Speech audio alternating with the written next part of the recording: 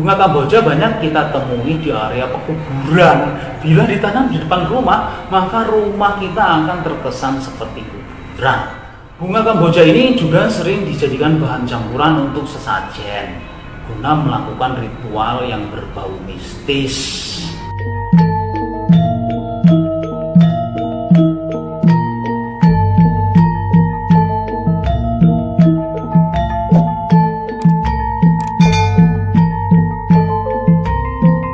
Assalamualaikum warahmatullahi wabarakatuh. Salam sejahtera bagi kita semuanya. Salam Om Swastiastu, Namo Buddhaya, salam kebajikan, Sampurasun, Rahayu, Rahayu, Rahayu.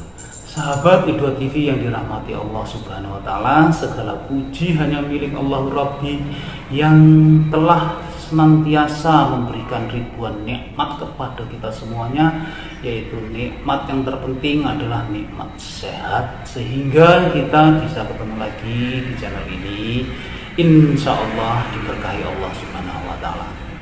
Pada kesempatan kali ini saya akan berbagi tentang 6 tanaman pembawa sial disukai makhluk halus, sebaiknya tidak ditanam di depan rumah.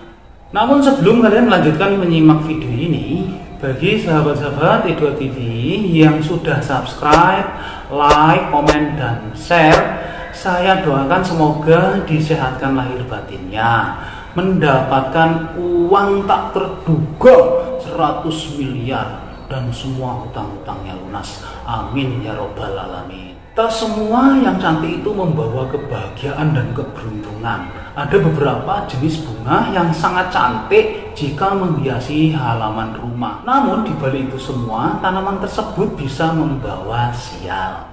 Berdasarkan primbon Jawa, jenis bunga atau tanaman tersebut sangat disukai makhluk halus seperti jin, tuyul, digunakan sebagai sarana santet atau juga untuk pelet.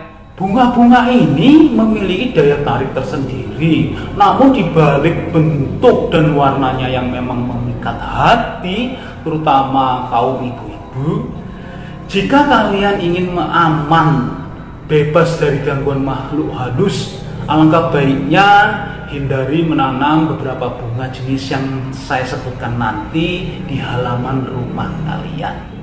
Oke, berikut ini 6 tanaman pembawa sial karena disukai makhluk halus. Sebaiknya jangan ditanam di halaman rumah, karena bunga-bunga tersebut disukai oleh para makhluk halus dan berpotensi membawa kesialan bagi pemilik rumah. Untuk yang pertama adalah bunga kemuning. Bunga kemuning merupakan tanaman perdu atau tanaman bercabang yang dapat mencapai ketinggian hingga 8 meter. Dapat tumbuh di dataran tinggi maupun dataran rendah. Bunga ini termasuk dalam jenis tumbuhan liar ya. Pada awalnya memang tumbuh liar. Jika dilihat secara sekilas, memang bunga ini hampir mirip dengan bunga melati. Akan tetapi aroma bunga kemuning lebih menyengat dibandingkan bunga melati. Banyak orang percaya bahwa bunga kemuning merupakan bunga yang sering dijadikan sarana untuk memanggil setan seperti pocong. Jadi apabila ditanam di depan rumah, maka dapat mengundang kehadiran pocong atau makhluk halus lainnya. Yang kedua adalah bunga mawar merah dan putih. Kedua jenis bunga ini dipercaya merupakan bunga yang dapat mengundang para makhluk gaib ataupun setan atau jurik. Hal ini dikarenakan bunga ini mempunyai aroma yang sangat wangi. Jadi bukan manusia saja yang suka, makhluk halus pun suka. Bunga mawar merupakan jenis bunga tanaman berduri. Tanaman berduri akan mengeluarkan energi negatif. Tidak sedikit orang percaya bahwa bunga mawar yang berwarna merah dapat memanggil hantu sundel bolong ataupun kuntilanak. Dan bunga mawar yang berwarna putih dapat untuk memanggil siluman. Oleh sebab itu bunga ini sering digunakan sebagai mediasi atau sesajen. Untuk yang ketiga adalah bunga melati. Wangi dari bunga melati yang sangat menyengat yang menjadikan bunga melati dapat digunakan dalam ritual adat, terutama yang bersifat mistis. Banyak yang mempercayai bahwa bunga melati sangat disukai oleh Nyi Roro Kidul dan makhluk halus lainnya. Yang keempat adalah bunga kamboja. Bunga kamboja banyak kita temui di area pekuburan. Bila ditanam di depan rumah, maka rumah kita akan terkesan seperti kuburan. Bunga kamboja ini juga sering dijadikan bahan campuran untuk sesajen, guna melakukan ritual yang berbau mistis. Yang kelima adalah bunga sedap malam. Bunga sedap malam merupakan jenis bunga yang unik dan aneh, karena bunga sedap malam mengeluarkan wangi yang sangat menyengat pada malam hari. Bunga sedap malam sering dijadikan sebagai sarana menyantet dan memanggil makhluk halus. Kata cicak itu benar katanya, cak cak cak cak cak. Jadi sebaiknya bunga sedap malam jangan ditanam di sekitaran rumah ya teman-teman ya. Yang keenam adalah bunga kenanga. Bunga ini memiliki bentuk yang hampir mirip sekali dengan bunga kandil. Bunga ini sangat disukai oleh tuyul karena mereka menyukai tanaman bunga ini sebagai mainan. Walaupun bunga kenanga ini disukai oleh para makhluk halus, ternyata tanaman ini dipercaya dapat membawa nasib baik bagi para penghuni rumahnya. Ada positif dan ada negatifnya ya teman-teman ya. Bunga kenanga juga dipercaya dapat mempertemukan kita dengan belahan hati yang kita cari bagi para jomblo gitu ya.